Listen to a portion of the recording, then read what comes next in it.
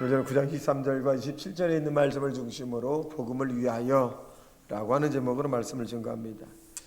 사람들은 저마다 마음의 소원을 가지고 있습니다. 큰 소원이건 작은 소원이건 또 개인의 소원이건 자녀의 소원이건 국가의 소원이건 이런 소원 성취에 관한 그 마음을 가지고 있는데, 그래서 서로가 많은 사람들이 이제 어떤 개업 예배라든가 또 시험에 대해서, 결혼에 대해서, 건강 회복에 대해서 하면 위하여 뭐 이런 말을 많이 합니다. 시험을 위하여, 승리를 위하여, 뭐 건강을 위하여 이런 단어를 많이 사용하는데, 이 위하여라고 하는 말은 어떻게 보면 개인의 이득이죠. 개인의 이 안달을 위해서 표현하고 있지만, 오늘 본문에 있는 내용은 개인을 위하여라고 하는 것이 아니라 복음을 위하여라고 말씀해 주고 있습니다. 그래서 저와 여러분이 복음을 위하여 사는 하나님의 사람이 되시기를 주님의 이름으로 축원합니다. 자, 그렇다면 왜 복음을 위해서 살아가야 되는가?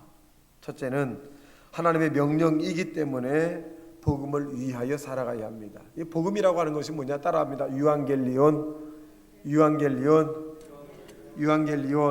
이게 좋은 소식이거든요. 굿뉴스, 뭐 좋은 소식이다. 이 복음이 굉장히 좋은 소식이에요. 근데 복음의 실질적 내용이 뭐냐면 예수님이 장사 지낸 바 되었다가 죽은 자 가운데 3일 만에 부활했다. 이게 복음의 내용입니다. 그러니까 우리가 장사 지낸 지 3일 만에 다시 살아나신 예수를 위하여 살아가자. 뭐 그런 내용이 바로 복음을 위하여 사는 모습인 것을 말해주고 있습니다. 왜 복음을 위해 살아가야 될까? 거기는 영원한 생명이 있고 영원한 희망과 영원한 꿈이 있고 영원한 하나님의 영광이 나타나기 때문에 복음을 위하여 살아가야 된다. 이것이 하나님의 명령이다라고 하는 부분입니다. 둘째로 믿는 자들에게 구원을 주시기 때문이다라고 말합니다. 마가복음 16장 15, 16절의 말씀에 보면 또 이르시되 너희는 온 천하에 다니며 만민에게 복음을 전파하라. 믿고 세례를 받는 자에게는 구원을 얻을 것이요 믿지 아니하는 자는 정죄함을 받으리라 라고 말씀하고 있습니다. 즉 사람은 이 땅에 사는 동안에 믿는 자는 천국에 가지만 믿지 않는 자는 지옥에 가는 것입니다. 지금은 아주 희미하게 보여요. 천국과 지옥이라고 하는 것이 굉장히 희미하게 보이지만 얼마 지나지 않으면 굉장히 뚜렷하게 나타납니다. 그래서 믿는 자는 하나님의 상급의 심판을 받고 믿지 않는 자는 행위적 심판을 받게 되어 있습니다. 저와 여러분이 구원을 주셨기 때문에, 구원을 받은 사람이기 때문에 복음을 위하여 사는 하나님의 사람이 되시기를 주님의 이름으로 축원합니다. 두 번째로 보면 복음을 위하여 사는 삶의 자세는 어떠냐라고 보겠습니다. 오늘 본문에 보면 23절에 내가 복음을 위하여 모든 것을 행하면 복음을 참여하고자 합니다 라고 말합니다. 이 참여하고자 하는 말은 뭐냐면 내가 행하고자 한다 이렇게 표현해 주고 있습니다. 이 말은 다시 말하면 공유한다, 연합한다, 함께한다, 뭐 동참한다 이런 의미를 가지고 있습니다. 그래서 복음을 위해 사는 자세는 저와 여러분이 십자가를 예수님께서 지신 것처럼 저와 여러분이 묵묵히 십자가를 지고 가는 하나님의 사람이 되어야 합니다. 이 십자가는 어떻게 보면 굉장히 무거운 거예요. 근데 이 십자가는 우리에게 맡겨진 십자가가 있는데 이것을 다른 사람에게 전가할 수도 없는 거예요. 일생 동안 저와 여러분이 주어진 일들에 대한 십자가를 지고 감사함으로 살아가는 하나님의 사람이 되시기를 주님의 이름으로 부탁을 합니다. 이 자기가 지고 있는 십자가 싫다고 해서 벗으면 벗을수록 그 십자가는 더 커지는 거예요. 그래서 우리에게 감당할 만한 십자가를 주님이 허락했다면 그것을 지고 가셔야 합니다. 두 번째로 경주자와 같이 전심전력해야 된다는 것입니다. 자, 우리에게 주어진 십자가가 있습니다. 이 십자가를 팽개치는 것이 아니라 최선을 다해야 돼. 할 수 있는 최선을 다해야 합니다. 원망과 불평하지 말고 왜 나만 힘든 십자가를 주었는가, 또 고난 가운데 절규하지 말고 그 십자가를 오히려 감사함으로 지고 그리고 묵묵히 인내하며 살아가야 합니다. 셋째로 보면 자신을 복종시켜야 된다. 21절에 보니까 이렇게 말씀합니다. 내가 내 몸을 복종케 함은 내가 남에게 전파한 후에 자신이 도리어 버림을 당할까 두려워함이로다. 가장 무서운 거죠. 우리가 하나님의 일을 하고 주님의 종으로 또는 주님의 이 성도로 살아감에 있어서 시큰 일을 합니다. 예수도 전하고 봉사도 하고 헌신도 합니다. 그런데 하나님 나라에 올라가서 주님이 나에게 또 우리들에게 나는 널 도무지 기억하지 못한다 라고 한다면 이 세상이 끝나는 거죠. 그래서 바울이라고 하는 사람 오늘 본문에 보면 나는 다른 사람에게 복음을 전파한 후에 내가 하나님에게 버림을 받을까 봐 날마다 자기 자신을 친다 라고 하는 표현은 뭐냐, 육적으로 살아나지 않게 하겠다는 거예요. 교만하지 않겠다는 거예요. 내 삶 속에서 예수만 나타나겠다라는 부분을 표현해 주고 있습니다. 성경은 우리에게 주여 주여 하는 자마다 다 천국에 들어갈 것이 아니요 내 아버지의 뜻대로 행하는 자라야 들어갈 수 있다라고 말합니다. 그 아버지의 뜻이 무엇일까요? 예수를 높이는 거예요. 그 아버지의 뜻이 무엇일까요? 나는 낮아지고 다른 사람을 높이는 거예요. 그러므로 저와 여러분이 이 복음을 위해서 하는 자세는 우리 자신을 날마다 낮아지는 저와 여러분 되시기를 주님의 이름으로 축원합니다. 그리할 때 하나님의 영광이 나타나고 한 알의 밀이 땅에 떨어져 죽지 아니하면 한 알 그대로 있거니와 죽으면 많은 열매를 맺는다. 내가 희생을 해야 돼요. 희생할 때 빛이 나고 희생할 때 영광이 나타나고 희생할 때 하나님의 뜻이 이루어지는 겁니다. 그러므로 저와 여러분이 대접을 받는 그런 모습이 아니라 섬기고 대접하는 하나님의 사람이 되어서 예수 그리스도의 영광이 여러분의 삶의 열매 주렁주렁 나타나기를 주님의 이름으로 축원합니다. 자, 그렇다면 마지막으로 복음을 위해서 사는 결과는 뭐냐? 그럼 우리가 이렇게 희생하고 헌신하고 이렇게 죽도록 충성하면 어떤 결과를 나타내느냐? 자, 첫째는 세상 끝날까지 우리와 함께 하신다. 이렇게 말씀해 주고 있습니다. 주님이 우리와 동행해 주신다. 이렇게 말씀합니다. 마태복음 28장 20절의 말씀에 보면 이렇게 말씀합니다. 내가 너희에게 분부한 모든 것을 가르쳐 지키게 하라. 볼지어다 내가 세상 끝날까지 너희와 항상 함께 있으리라 하시니라 라고 말씀합니다.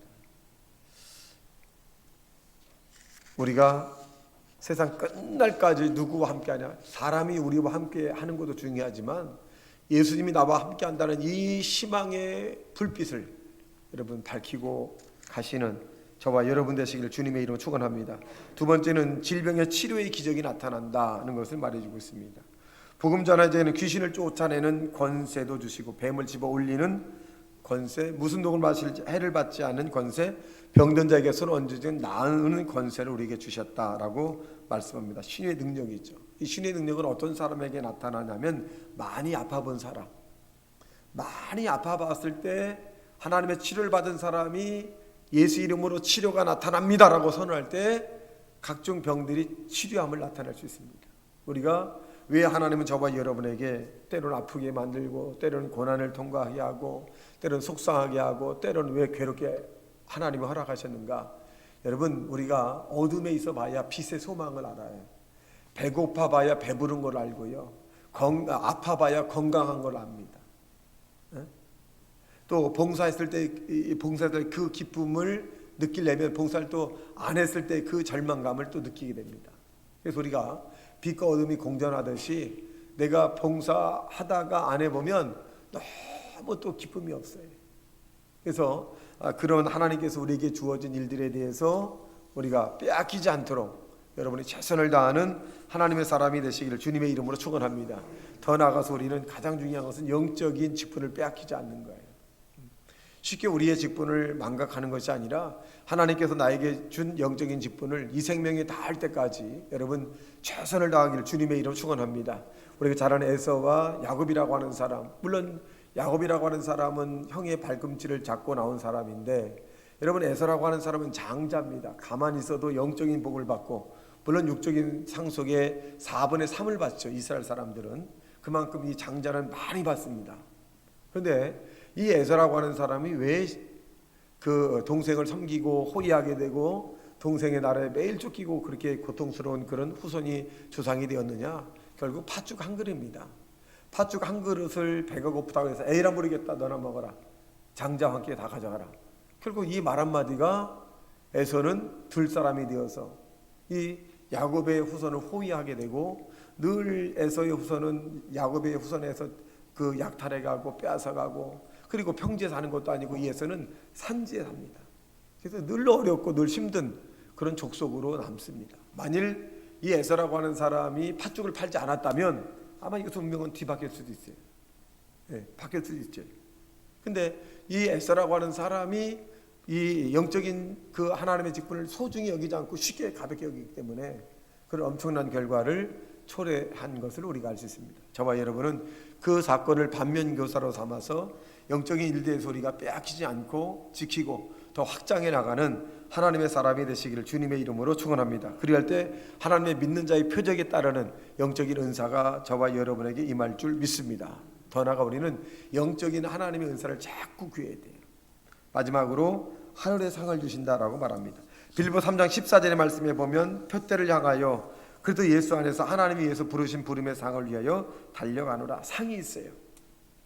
여러분, 이 상은 변함이 없는 상이거든요.